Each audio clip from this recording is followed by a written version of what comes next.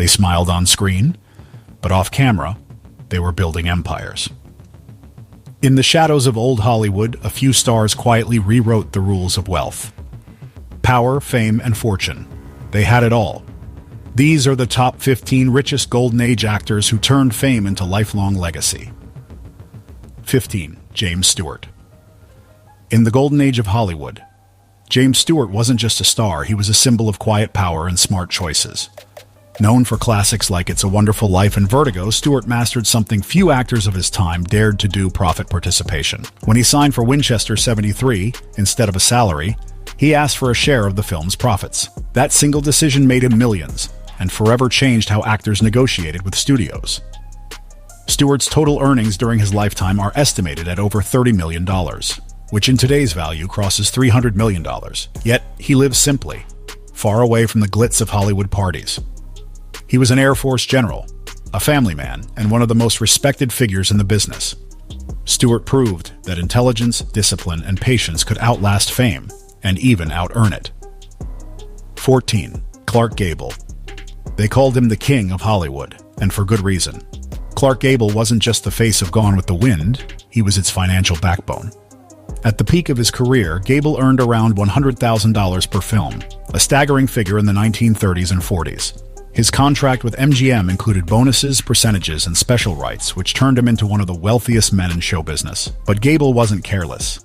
He invested heavily in real estate and ranch properties across California.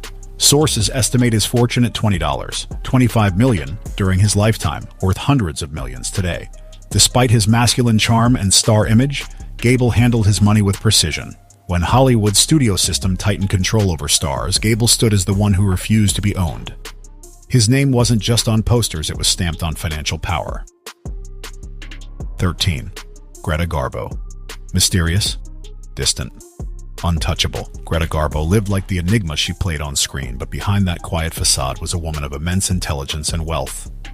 At her peak, Garbo was earning $500,000 per film, making her one of the highest-paid actors in the 1930s.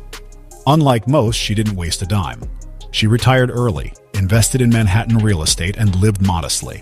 By the time of her passing, her fortune had grown to over $55 million, thanks to properties and stocks she managed personally. Garbo's wealth didn't come from extravagance. It came from control. She turned her fame into long-term independence, walking away from Hollywood when most would have begged to stay. Her story isn't about spending. It's about walking away rich, respected, and completely in command of her legacy. 12. Bing Crosby. Before Elvis or Sinatra, there was Bing Crosby, the man who turned music and movies into money. Crosby wasn't just a crooner, he was an empire. By the mid-1940s, he had one of the highest incomes in America, earning around $1 million a year from records, films, and broadcasting. But the real secret to his wealth was business. Crosby was a co-founder of the Ampex Corporation, the company that revolutionized magnetic tape recording. That single investment multiplied his earnings beyond anything Hollywood could pay. By the 1970s, his estate was estimated to exceed $150 million. Crosby redefined what a performer could be, not just a star, but a businessman who saw opportunity in every innovation. He was smooth on screen, sharp in business, and decades ahead of his time. 11. Humphrey Bogart. Humphrey Bogart wasn't born into wealth. He built it, brick by brick, film by film. With Casablanca, The Maltese Falcon, and The African Queen, Bogart became one of the most bankable stars of his generation. In the 1940s, he earned over $25,000 per week, a massive paycheck in a time of ration cards and war bonds. But Bogart's real wealth came from his production company, Santana Productions, which gave him profit shares and creative control unheard of for most actors then. By the 1950s, he had amassed a fortune of roughly $10 million, worth over $120 million today. Yet Bogart never flaunted his money. He lived with the intensity, he acted with focused, private, and always aware that fame fades, but ownership endures. Bogart's story is Hollywood's perfect mix of grit and genius. 10. Gene Kelly. When you think of Gene Kelly, you think of grace, rhythm, and charm, but few know he was also a master of contracts. The Singin' in the Rain star wasn't just dancing, he was negotiating. Kelly earned a fortune from royalties, choreography credits, and creative rights that kept paying him long after his peak. At the height of his career, he made $150,000 per film, plus percentages from soundtracks and television appearances. He was one of the rare stars who truly understood that artistry could be monetized if you owned part of your craft. Gene Kelly's financial intelligence made him a quiet millionaire in an era obsessed with fame. When other stars spent their fortune, Kelly kept building his step-by-step, move-by-move, just like his timeless dance routines. 9. Lauren Bacall. Elegant, fierce, and sharp-minded. Lauren Bacall was more than just Humphrey Bogart's partner on screen. She was a powerhouse, in her own right.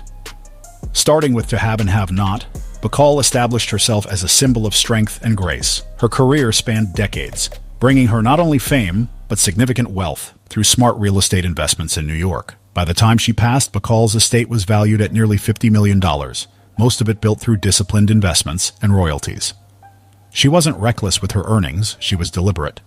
Bacall's fortune wasn't just a reflection of her acting success, it was proof of her long-term strategy. In a business driven by illusion, she stayed grounded, elegant on screen, unstoppable off it. 8. Marlon Brando. Few actors in history reshaped Hollywood's pay scale like Marlon Brando. After A Streetcar Named Desire and On the Waterfront, studios couldn't ignore his power. By the 1970s, his legacy from the golden age still paid off, especially with The Godfather, where he earned $250,000 up front plus 10% of profits, totaling millions. Adjusted for today, Brando's lifetime earnings surpassed $100 million. But Brando wasn't just rich, he was unpredictable. He fought studios, demanded fair pay, and used his fame as leverage in a way no actor before him dared. In private life, he owned islands in Tahiti and massive properties in California, living like a recluse but earning like royalty. Brando didn't follow Hollywood's rules, he rewrote them. And that's why his name still defines the power of true stardom. 7. William Holden. William Holden was the man who quietly turned fame into fortune. Known for Sunset Boulevard and the bridge on the River Kwai, he wasn't just acting, he was negotiating history. In 1957, Holden struck one of Hollywood's smartest deals. Instead of a flat salary, he took 10% of the film's profits. When the bridge on the River Kwai became a worldwide phenomenon, his share brought him over $2.5 million, a record-breaking sum at that time. He repeated this model throughout his career, making him one of the wealthiest actors of his generation. Holden invested heavily in land and business ventures, living a lifestyle balanced between luxury and privacy. By the time his career peaked, his net worth crossed $20 million, a colossal figure in mid-century Hollywood. Holden's story is about quiet power, the kind built not by fame, but by financial foresight and professional courage. 6. Jerry Lewis. Few entertainers matched Jerry Lewis in ambition or wealth. By the late 1950s, he was earning more than any comedian alive. His groundbreaking deal with Paramount, $10 million plus 60% of profits for 14 films, was unheard of. Lewis wasn't just a funny man, he was a businessman who understood value. His creative control, from writing to directing, turned him into one of the richest stars in the world. He also pioneered the use of video assist technology in filmmaking, securing additional royalties for innovation. By the 1970s, Lewis's net worth exceeded $50 million, equivalent to hundreds of millions today. Off-screen, he invested in television, entertainment rights, and charity events that further built his global influence. Jerry Lewis proved that comedy could be commanding, and that laughter, when managed wisely, could lead straight to legacy-level wealth. 5. Fred MacMurray. Behind his calm, gentlemanly image, Fred MacMurray was Hollywood's most quietly strategic millionaire. In 1943, he became the highest-paid actor in the world, earning $420,000 in a single year, more than even Clark Gable or Cary Grant.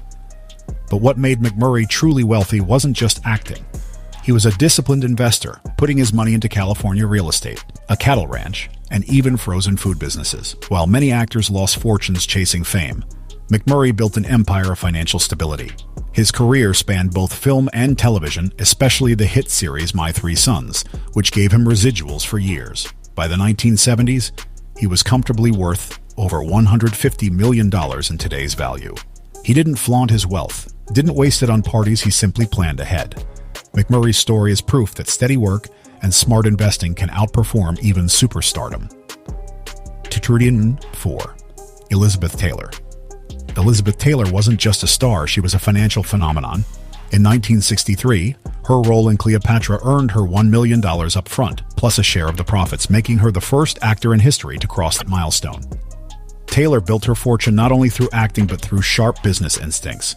Her perfume line, White Diamonds, became one of the most successful celebrity fragrances ever, earning her over $200 million.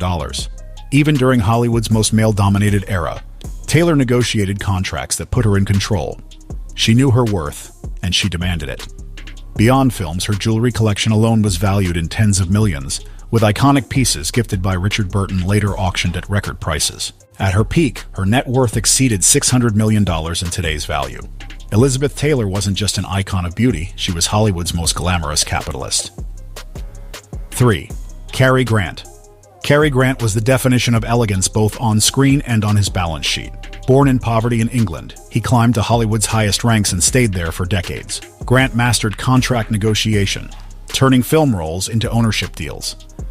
By the 1950s, he was one of the first actors to work independently, choosing his projects and retaining a percentage of profits. His financial discipline was legendary. He famously refused risky ventures and lived without extravagance. Over his lifetime, Grant accumulated wealth exceeding $60 million, primarily from films, real estate, and corporate board positions. His style wasn't just cinematic, it was strategic. While other stars faded with the studio era, Grant evolved with it, always keeping control of his image and income.